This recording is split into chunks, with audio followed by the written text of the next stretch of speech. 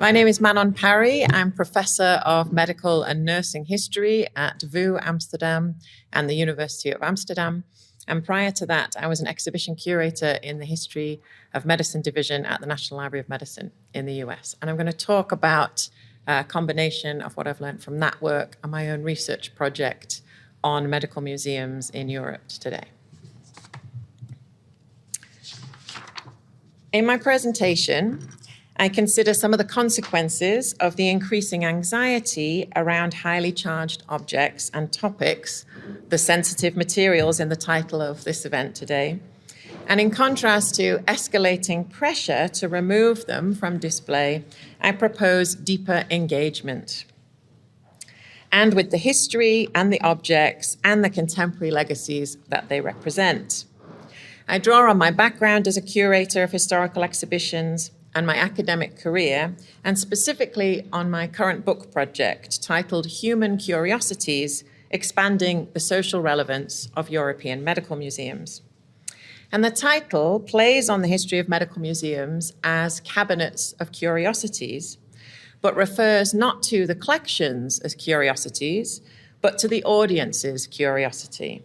And my argument is that it's entirely human to be curious about these materials, and that public histories that harness that curiosity can make a useful contribution. As historical collections, once intended only for medical practitioners or students in training, have opened up to a broader public, museum staff and visitors are now engaged in an increasingly active debate about the risks and rewards of exhibiting a variety of sources for very different purposes than they were originally intended. Museums of the history of psychiatry were the first in the field to reimagine how their collections could be interpreted to engage broad audiences, including visitors who are highly critical of medicine's approach to mental illness. There are at least 60 museums relating to mental health histories across Europe, exhibiting a variety of approaches, and in the next panel we'll be hearing from one of the leading examples, the Bethlehem Museum of the Mind in the UK, shown here. The field encompasses a wide array of institutions with very different profiles, from smaller volunteer-run collections to major publicly funded museums employing a large staff of heritage professionals. Some are located on medical campuses or former health facilities in remote locations, others in cultural institutions in the center of major cities. And in my presentation today, I'm going to focus on divergent approaches at two museums in the Netherlands, where I'm based. In 1998, the Museum of London presented the exhibition Bedlam, Custody, Care and Cure to mark the 750th anniversary of the infamous hospital and former asylum, Bethlehem. Academic and mental health service user Peter Beresford charged that the exhibition illustrated some of the most problematic aspects of traditional histories of mental health, uncritically celebrating medicine, commercializing a difficult past with commemorative mementos like keyrings and T-shirts, and framing the history as, quote, centuries of progress culminating in modern psychiatry. Beresford was highly critical of psychiatry and institutional care, referencing suffering and abuse and referring to mental health service users as survivors of the psychiatric system. He called for a museum created and controlled by survivors as the only way to challenge the dominance of medical perspectives and to counter sensationalized depictions of mental illness. Beresford suggested that alongside the accounts and testimony of those who'd been treated there, such a museum could also collect artifacts of psychiatry and its institutions. He acknowledged that some may find the idea of preserving this too painful, but asked how would future generations be able to understand this earlier time without any presence of this past, once psychiatric hospitals were closed and often then cleansed of any traces of their history. 25 years later, mental health service users are indeed actively involved in the presentation of this past at museums and public history projects across Europe and beyond, although the scope of their role can vary significantly. from collaboration through the whole course of a project to more restricted consultation or advisory roles. New waves of scholarship in disability studies and MAD studies have brought critical histories of mental health care from the margins to the centre, and an emphasis on histories from below and on counter-narratives that challenge institutional discourses has discredited traditional histories for the celebratory and misleading narratives of medical progress, while minimizing the harm done by extreme or abusive practices or over-reliance on pharmaceutical remedies with serious side effects. As a result, museums of the history of psychiatry increasingly incorporate mental health service user perspectives to broaden their narratives beyond a limited focus on medical perspectives and personnel. And going beyond that, some museums are no longer characterized as repositories of the history of psychiatry at all, but instead as museums of the mind, exploring mental health in art and culture and through lived experience. The Bethlehem Museum was the first to rebrand as a Museum of the Mind, I think in 2015, and it was joined soon after by the Dollhouse Museum in the Netherlands, which has undergone 2 major overhauls of exhibitions in 2015 and 2022. The Museum Dr. Ghislaine in Ghent also relaunched in 2019 with a new permanent exhibition intended to show a wider scope, further than the history of psychiatry, and this is a quote from their website, and questioning the distinction between normal and abnormal. Alongside displays of their extensive collection of art produced by people living in psychiatric facilities or with lived experience of mental illness, Museum Dr. Ghislaine reopened with a redesigned permanent exhibition that replaced their former displays of iconic objects from the history of institutionalized care, shown here, to draw more heavily on contemporary art. And this is an example from the renovated museum. As at Bethlehem, the new exhibitions are organized by key themes rather than an overarching chronology, so avoiding a narrative implying progress to contemporary psychiatry. And they address concepts such as power and powerlessness, and as seen in this slide, categories and classifications. Like medical museums more generally, the historical artifacts and archives of psychiatric collections primarily represent the practitioner view, as was also our attention was drawn to in the theatre piece. And so art has become an increasingly dominant strategy to incorporate the perspectives of mental health service users, as well as to provide critical reflection on medical approaches. Some curators and historians, myself included, have expressed fears that this shift could also lead to the loss of valuable medical heritage, just as historians are beginning to pay more attention to objects, material culture, as useful sources, and as object-based engagement for education, as well as health and well-being, is beginning to flourish in other settings. At Museum Dr. Ghislaine, staff have since acknowledged that they received extensive criticism from some visitors about their shift away from their historical collections, and have said they moved too fast to remove the objects as audiences associate with this history and expected to see. Although by describing this as moving too fast, they're still assuming that removing them is the correct approach, and just that audiences need more time to adapt. Of course, exhibiting the history of psychiatry is complicated by the negative portrayal of mental illness in popular culture and the news media. Despite decades of work to destigmatize mental illness and mental health care, we remain surrounded by sensational news stories about deranged and dangerous behavior. Popular culture traffics in provocative descriptions of disturbed patients in chaotic institutions, tormented by cruel and punitive treatments or restraint, while ghost tours of former asylums and their surroundings aim to profit from cultural perceptions of this haunted past. And that kind of ghost tour activity is another version of public history that is flourishing. While these activities draw on real histories of incarceration and mistreatment, they've also distorted and mythologized certain practices, such as the use of isolation, restraint, or electroconvulsive therapy to elicit fear and to amp up drama, with no attention to the intentions behind such practices or the benefits as reported by patients with lived experience. Objects associated with these histories, such as the straitjacket or padded cell, are now so symbolic of abuse that visitors are likely to assume they know all they need to know about them and may not engage with any explanation of their use from any perspective in a public history project. But public histories could play an important role in challenging such sensationalized representations of the history of psychiatry, which promote fear of mental illness and fear of its treatment.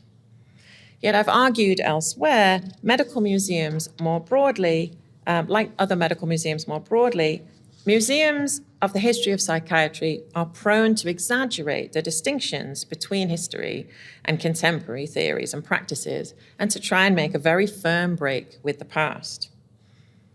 With the aim of countering the media and destigmatizing mental illness and improving perceptions of contemporary mental health care, they too present a flattened image of a terrible past in order to claim a trouble-free present. Limited engagement with the complexity of this history and the connections between the past and the present has then given the material traces a disproportionate significance. And now, amidst concerns that visitors with lived experience of mental illness would protest against their display or could be harmed by it, or the potential to feel negative stereotypes and stigma, as well as fears of perpetuating dark tourism, exploiting human suffering for entertainment, the trend is to relegate the objects, and with them the complex histories, to the outskirts of exhibitions or remove them to storage. Comparing the 2015 and 2022 renovations of the Haarlem Museum of the Mind in the Netherlands illustrates the widening gap between past and present in the public history of mental health. In the 2015 renovation shown here, the main exhibition hall used historical artifacts, audio recordings, and film projections to present a loosely chronological overview of shifting approaches to mental illness from the asylum era through institutional care to the development of pharmaceutical treatments and community care, the critiques of the anti-psychiatry movement, and contemporary personal experiences. Sound clips were used to present multiple perspectives, such as those of patient, nurse, and psychiatrist, from various historical moments. Although critical perspectives on the history of psychiatry were incorporated, the timeline approach nevertheless implied a linear narrative of progress with ideas or practices that are out of favor today, presented as part of an ignorant past, contrasted with supposedly enlightened present.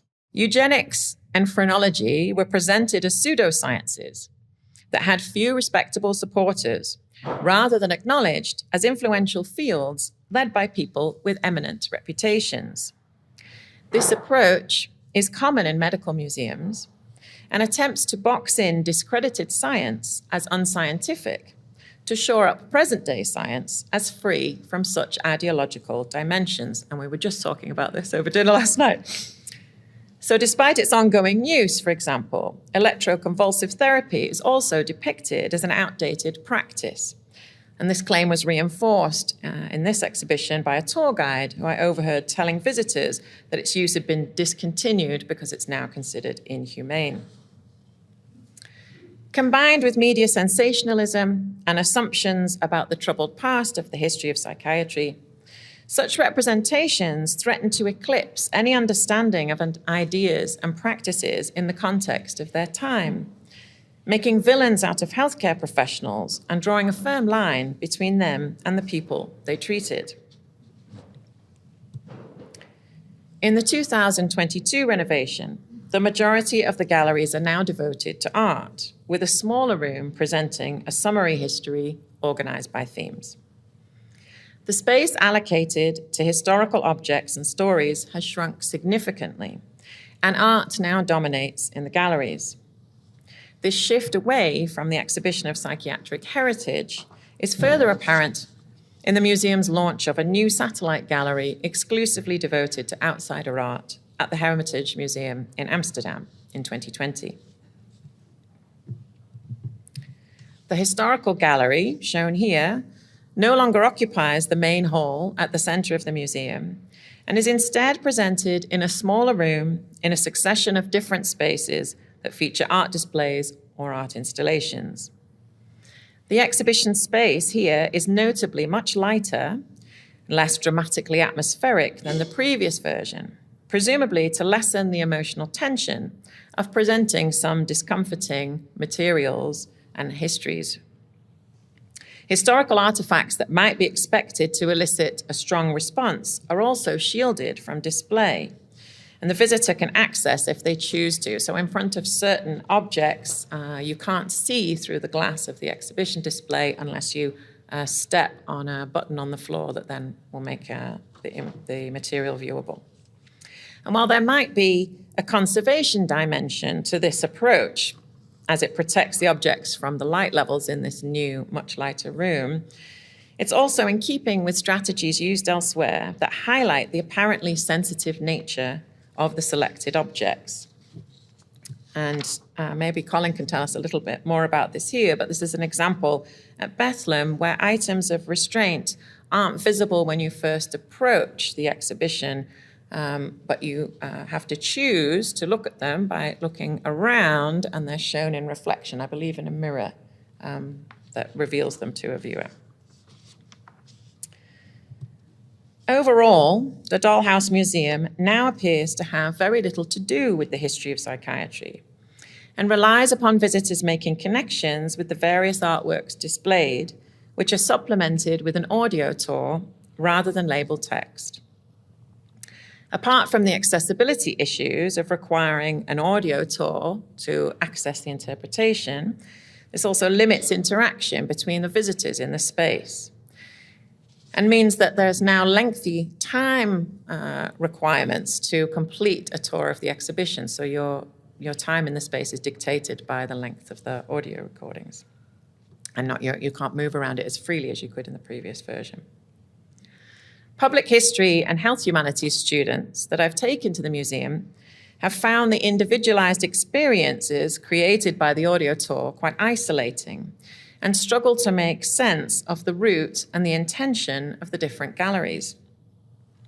Perhaps most significantly for our discussions here, they've been especially critical of the pervasive positivity in the museum. A student whose father has been hospitalized repeatedly for mental health care and who took him to visit reported that the messages of empowerment and destigmatization are now so dominant that their own negative experiences with the impact of mental illness in their family feels like a personal failure.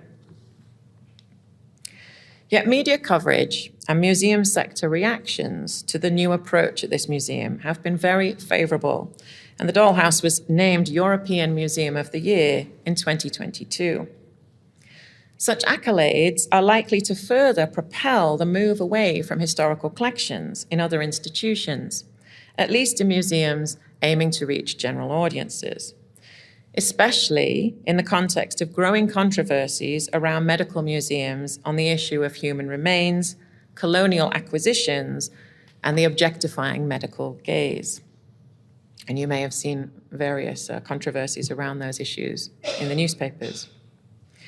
Now, my goal is not to denigrate any of the museums adopting these approaches, nor to disavow the importance of thoughtful consideration of the difficult histories enshrined in these buildings and collections. And I think that's the same for everybody participating here, and that's why this is such a great opportunity to reflect critically on this activity.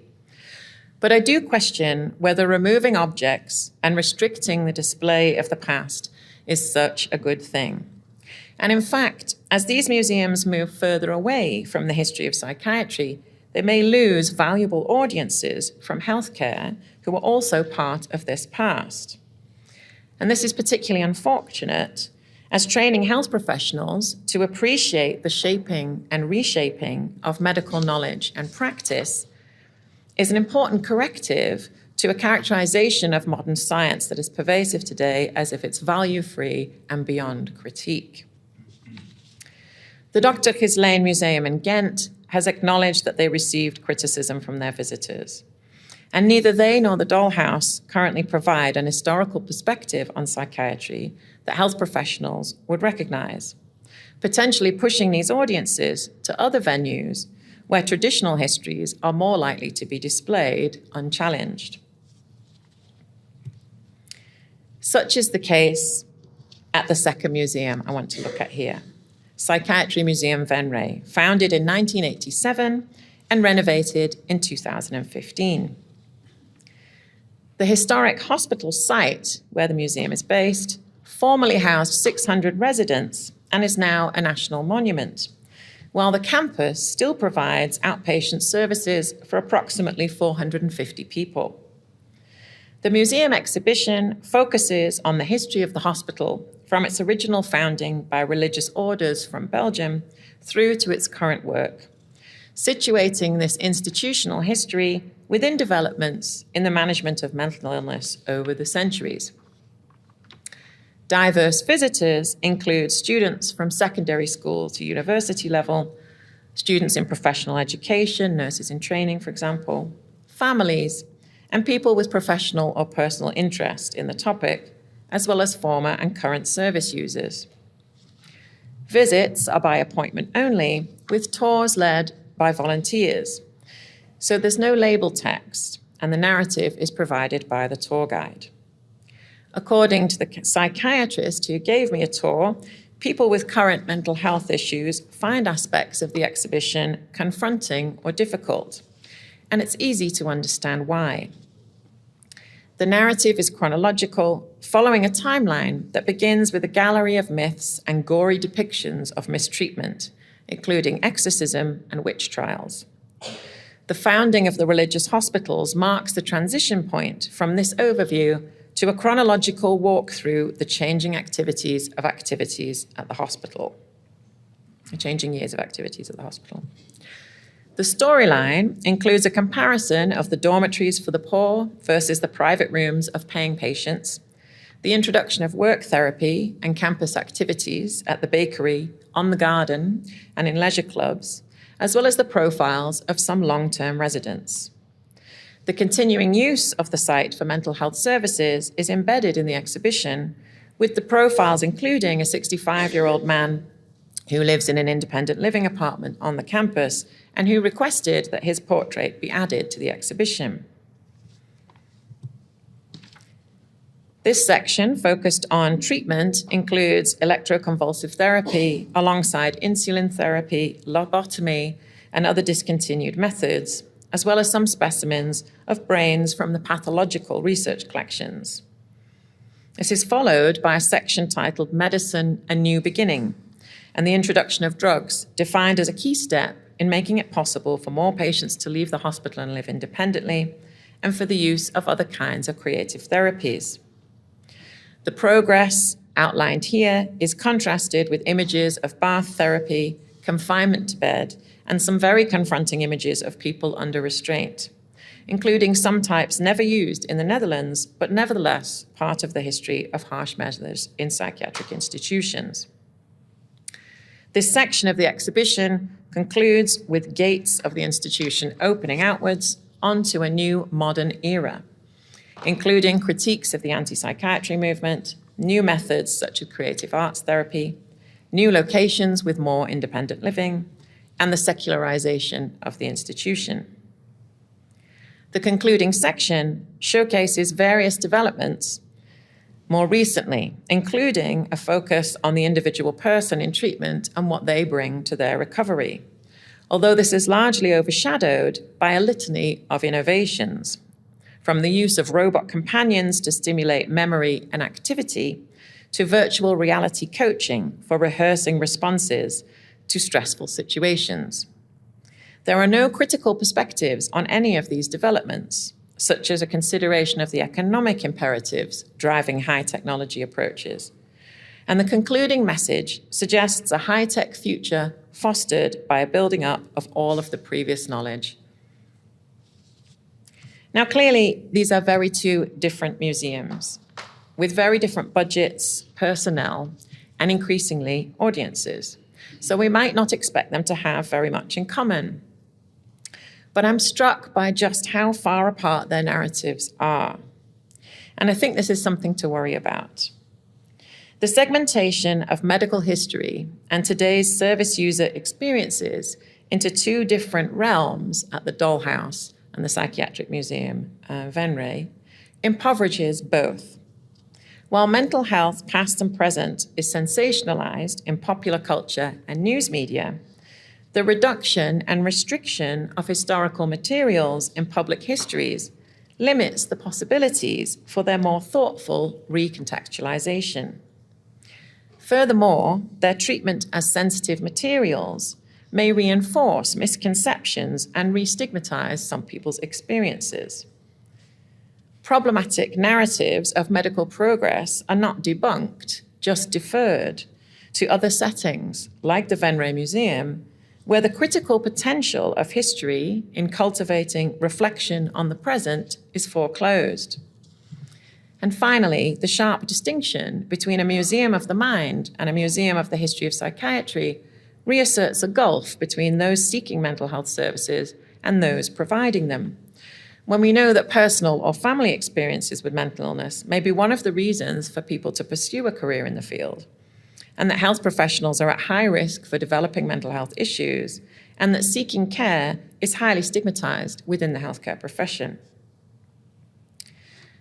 As we consider the future of this history today, I suggest we can rehabilitate the difficult past by unpacking a more complex picture than the one commonly conveyed in popular culture and in public histories, and that we still have work to do to integrate the archives, objects, and perspectives of healthcare professionals and service users in a shared interpretation of the past and its relevance for the present.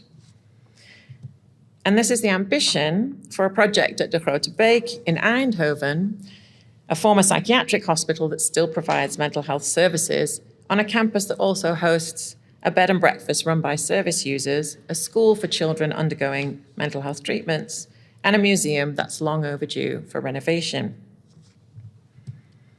And with collaborator Walter Verwegen, who's joining me here, a psychiatric nurse who's worked there for more than 2 decades, and Rebecca Winter, an historian of mental health, we hope to find partners and funding to develop a new approach to engage staff, service users, and the community living around the campus to explore the history together, so that we can reconnect the past and the present in ways that improve our understanding of the history and can contribute to improving mental health care today. And we'd welcome your ideas and involvement, so do approach us if you have suggestions for how we might get this off the ground. To conclude, I propose that the problem is not sensitive materials, but risky histories. Risky because they will involve presenting a more complex view of the past, because this would invite more critical reflection on the present, and because they depend upon meaningful collaboration between service users, psychiatric staff, family members, and the broader public in order to interrogate myths and integrate a range of perspectives. Thank you.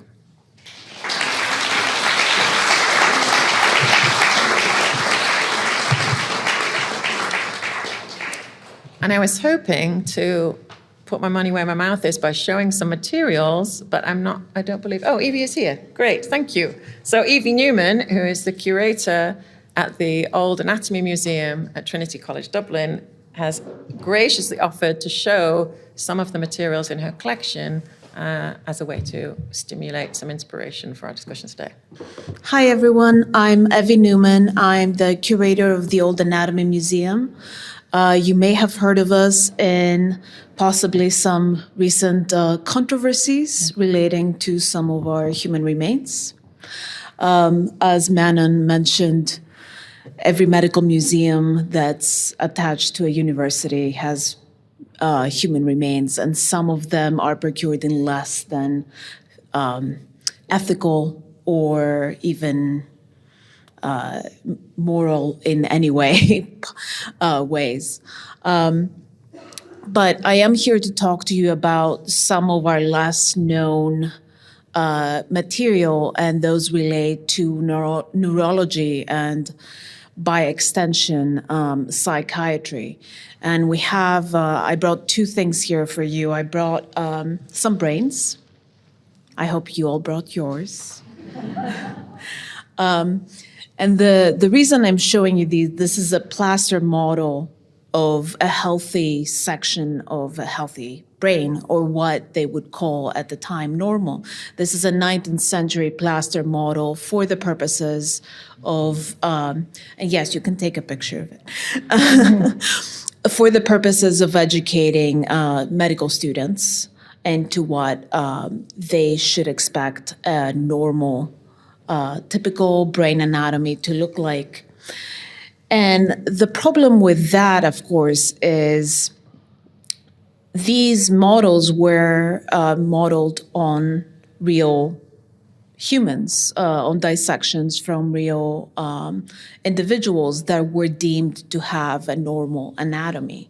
And now, how did this come to be this way? They had to kind of diagnose people as being normal in a manifested way.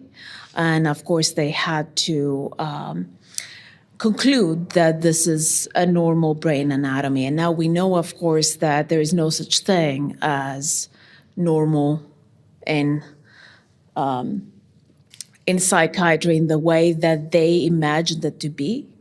But we also know that they did get some things right. They got right that an atrophied brain. So you see here, there is very little space between these gyri of the brain, the little circular areas. And when we have atrophy and there is a lot of space between these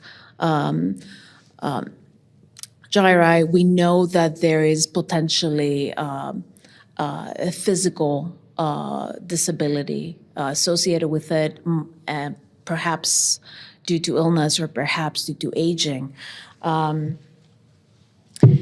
So this is another one. You see here some more pronounced spaces between. Now, this is to an extent normal because this is a cross-section of the brain, so the areas between the gyri are expected to be more pronounced.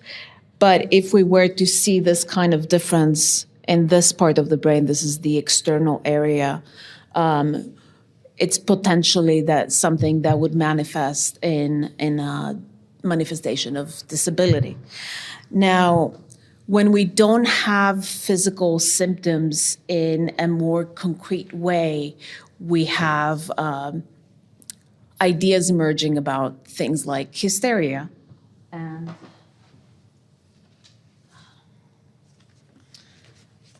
I hope you can all see this. This is a woman with very dark coloration under her eyes. This is what is called hyperchromidosis. So an excess of color in the sweat. And this is a 19th century case of a woman that would wake up with these kind of very dark areas under her eyes, a young woman. And she was very distressed by this. As you can imagine, 19th century, you couldn't necessarily go out like this, and this is an Irish young woman. So there was a lot of stigma associated with her having these symptoms, and they were symptoms, but they were also very much doubted to be symptoms. It was thought that perhaps she was feigning it, perhaps she was coloring herself to get attention. There was something going on that was more sinister. We now know that this is a normal variation in a very rare but generally benign variation in people that have excess pigment in their sweat called lipofuscin. But it is triggered by stress. So the diagnosis of her being hysteric wasn't entirely wrong.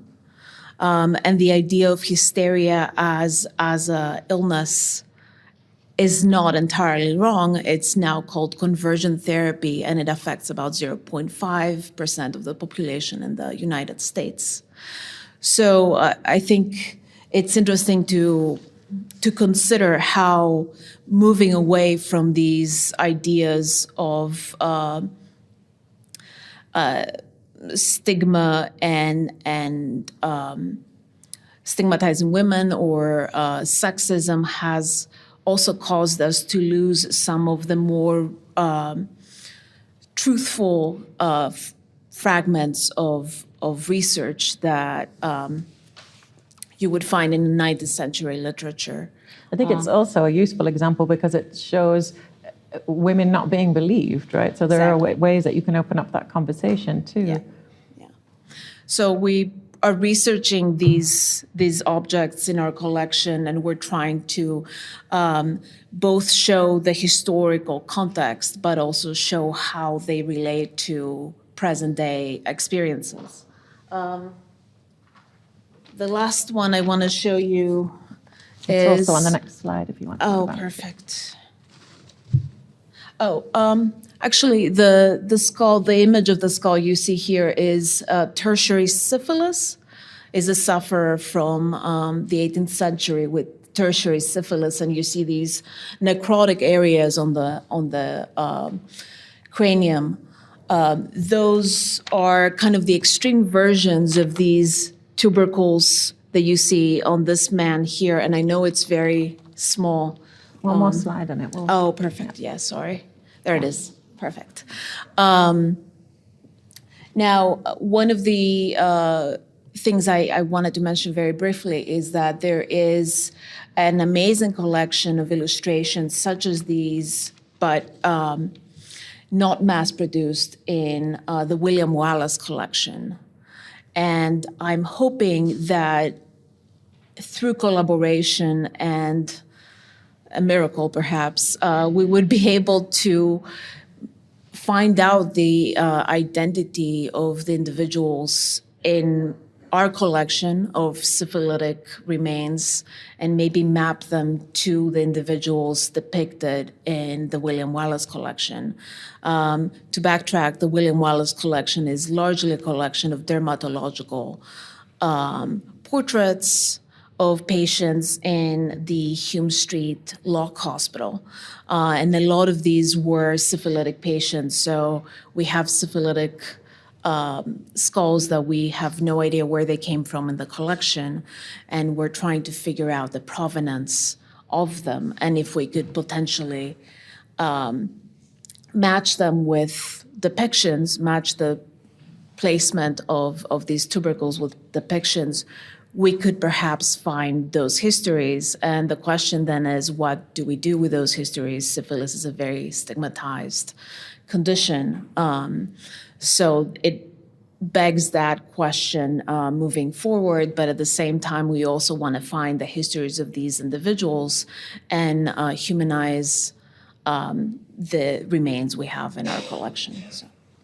Thank you very much. I think it's also in some of the other collections that have these kinds of depictions of dermatological case studies, the specific patient that they're about. There's often quite a lot of documentation about their experience, so how they were treated by other people, whether they felt comfortable leaving the house or not. So there is access to a story. I mean, that was part of the reflection in the theatre piece about how much access is it, and it's only a fragment, but I think it can be quite useful in telling the story of the person and the care and the world everybody was living in at that time. You know? Thank you very much, and thank you, Evie. Thank you, Evie. Yeah. Before we move on to the panel, we have time for a question, and maybe Evie, you'd stay there just in case it's for you. Yeah.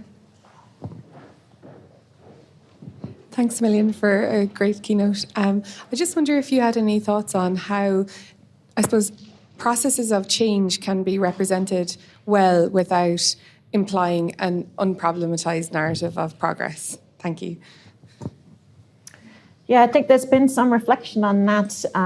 There's a museum also in Ghent called the Ghent University Museum that's relatively new. I think it's just 2 or 3 years old. And that is a venue for bringing together university collections. So it has a collection of human remains from the Anatomy Museum, and it has various materials from the different academic departments of the university.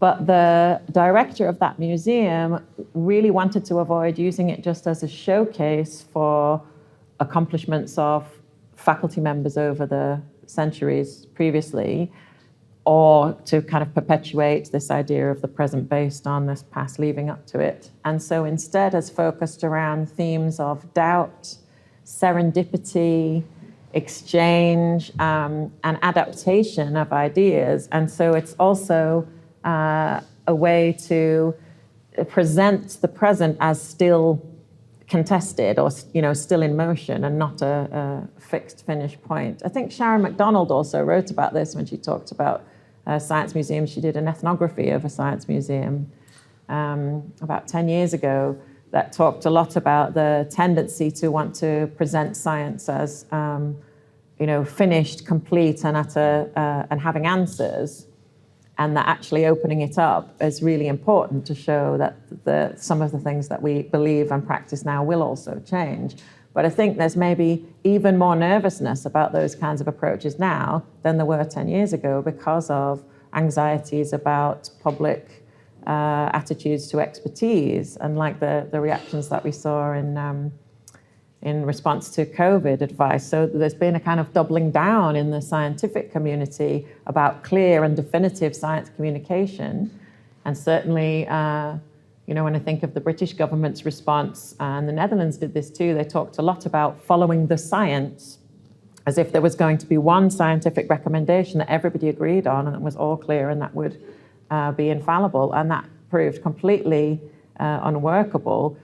But that constant insistence that there was one version of the science further contributes to undermining public confidence in scientific expertise. So it's very counterproductive. But instead of recognizing that, there's this shift to be more and more conclusive all the time, I think. But maybe other people have also creative ideas, I would imagine, for that, embracing the same issue. Hi, thank you very much for the lecture. It was very exciting to see the different approaches that are happening in museums across. But I have to say that personally it makes me quite angry because I do like to attend anatomical museums, not because I perceive them, as you say, as curiosities, but purely because I think that they help a broader public to get access to certain, things that manifest in the society. And I think that history cannot be undisturbing. I mean, you would not expect people to come to any museum and to see any remains and not feel empathy towards them, and I think that we should not undermine the intelligence of the public, because if you expose yourself to certain emotions, you will be prepared to come to certain museum, and if you find some exhibits overwhelming, you might as well, leave the hall instead of not visiting museum at all. And I think that for me, it feels like a cover-up. For me, it feels like we will hide this forever. We will hide it for another 100 years, hoping that maybe one day this institution will be forgotten or something like this. And of course, you have a lot of folklore attached to an institution because it was so closed and you could not have access, and everything that is closed and you don't know what is happening inside, you start to invent legends and anything around this place. But at the same time, I think that it's important for us to know that this was harming, that of course there was violence associated, and I don't understand why we associate modern profession with what used to be 100 years ago. And I suppose my question is more towards what are the museums afraid of in this sense. People nowadays that demand help will seek help, and we won't expect to be tied to beds, and eugenics was a horrible practice where female brain was twice smaller than a male brain. And hence we cannot participate in a lot of professions. So, I mean, you have to have all the three sides of the story. Yeah, I mean, I wholeheartedly agree with you. And I think anyone working in these institutions who shows these collections to diverse audiences sees a wider range of reactions than you see in the media coverage of various controversies. So you can have very thoughtful exchanges with people, even people reflecting on their own bias and questioning their own beliefs, thinking and reflecting about it, but also bringing friends and family to talk about their own diagnoses, for example. You know, lots of people use these collections in ways that we just don't hear about in the current kind of drama and controversy around it. And so when you say, what are museums afraid of?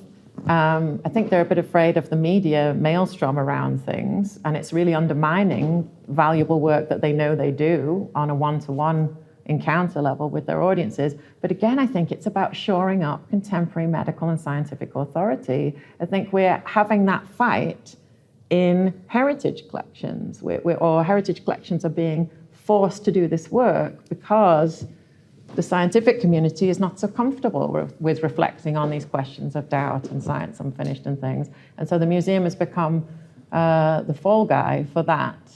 And so is being pushed in these directions, you know, which in very damaging ways. And yeah, I'm very glad that you see so enthusiastically what the value of the material is, because I think that's true as well.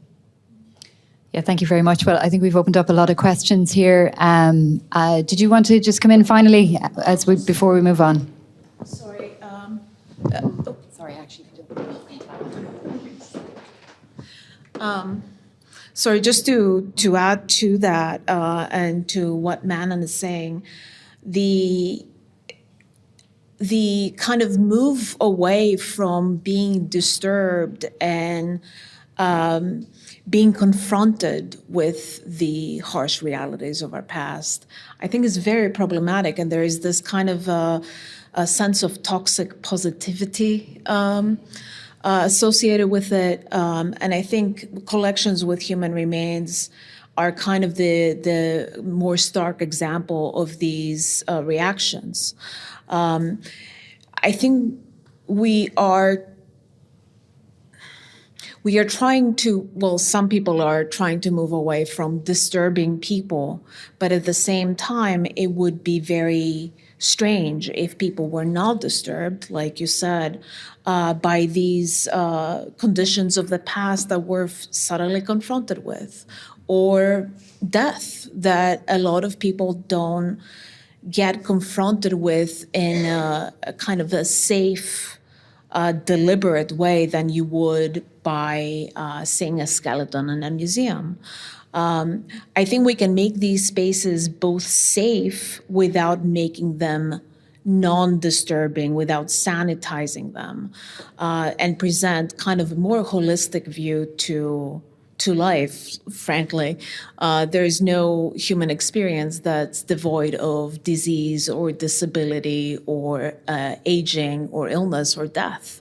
These are all things that we all grapple with. And I think the media has found kind of a treasure trove of scandal in museums.